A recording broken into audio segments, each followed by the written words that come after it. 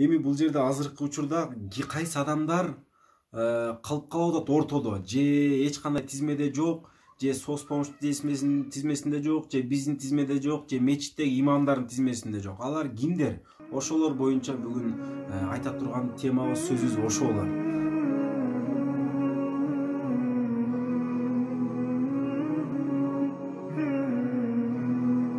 Ассаламу алейкум рахматуллахи ва баракатух. 10 апрель 2020 жыл. Бизде Мүрөк коомдук бирикмеде тизмеде турган 50 үй бүлө бар. Бул 50 үй бүлө тизмеде турган, булар комиссиядан өткөн, текшерилген жетим жесирлерди бизде тизмеде тургандарга биз продукталай жардам бердик.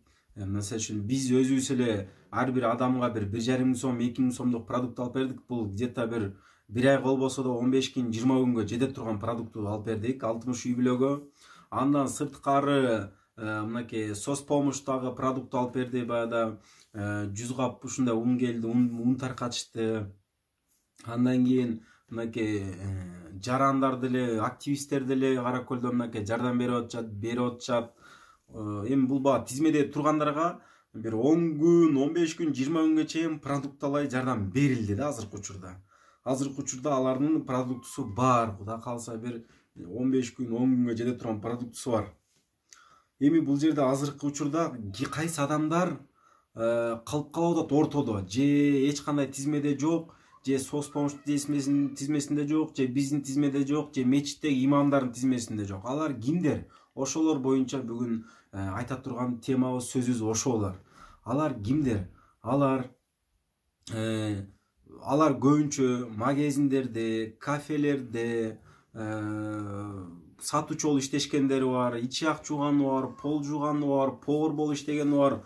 Ошогулар эч кандай тизмеде жок, өзүлөрүнүн күнүмдүк тамагын жасап иш кылгандар ортодо калып калыштылар. Эч кимде тизмеде жок, алар эч кимден жардам сурашпашчы. Күнүнө 500 сом, 1000 сомдон таккандар болгон.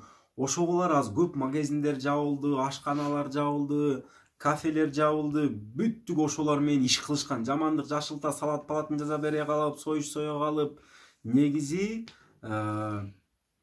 кара жумушта жүргөн адамдын баардыгы азыркы учурда отуруп калды. Мисалы үчүн жакында эле бизге келин кайрылды, анын 4 баласы бар экен, күйөөсү чытап Россияга кетип калыптыр, башканы алып алыптыр да, например. Ошонун продуктум бар дейт. Продуктум бар учурда дагы, бирок мен азыркы учурда мурунда иштечи, мага эч кандай жардамдын кереги жок дейт. Бирок азыркы учурда мен квартирант экен, өзү квартиранын акчасын төлөй албай атам дейт.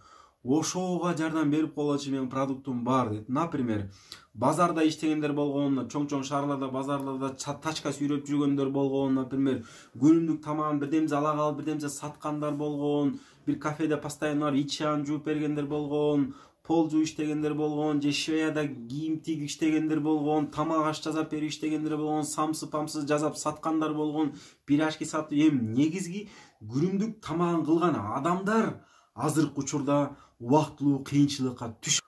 Андыктан келиңиздер ушул муктаж, азыркы учурда муктаж болуп калган адамдарга жардам берели. Андан кийин биз ушул видеонун астында номер калтырабыз. Бул номерге кимдер чалат? Чынында азыркы учурда убактылуу муктаж болуп калган үй бүлөлөргө кайрылат элем. Чалыңыздар, ушул биз видеонун астында калтырган номерлерге чалыңыздар. Биз колдон келишинче жардам беребиз, бирок орусча айтканда на совесть чалыңыздар.